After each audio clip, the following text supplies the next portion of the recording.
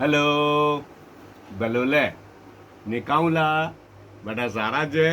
સબ ઠીક ઠાક એ આજે ટ્યુઝડે છે એ ટ્યુઝડેના એટલું ગજબનું ફૂડ ફ્યુઝન કરેલું છે એ લોકોએ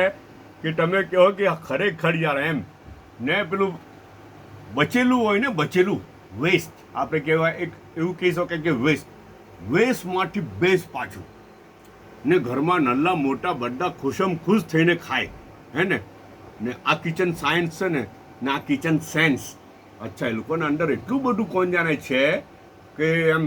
ખરેખર એમ એકદમ પ્રેક્ટિકલ બનીને તાત્કાલિક એ લોકોના મગજમાં બી આવી જાય કે આમાંથી આ બનાવી કરો પેલામાંથી પેલું બનાવી કરો પેલું બચેલું છે તેમાંથી પેલું બનાવી કરો ને તે ચેન્જ સિસ્ટમ એ લોકોની ચાલા જ કરે સાચું કેમ કાલે છે ને પેલું એ થયેલું હતું પેલું હું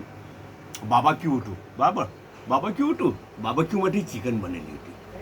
બાબાક્યુમાં ચિકન બનેલી હતી રાઈટ હવે ચિકન બચી તો શું કર્યું એને બધું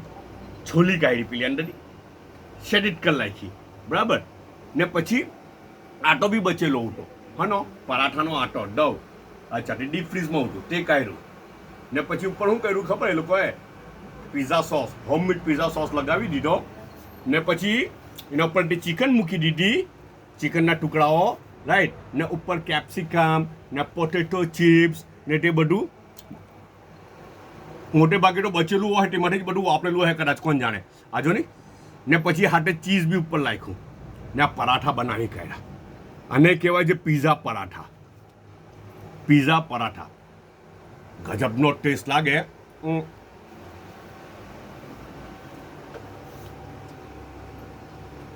ગરમ ગરમ બી જાય મજા આવી જાય એ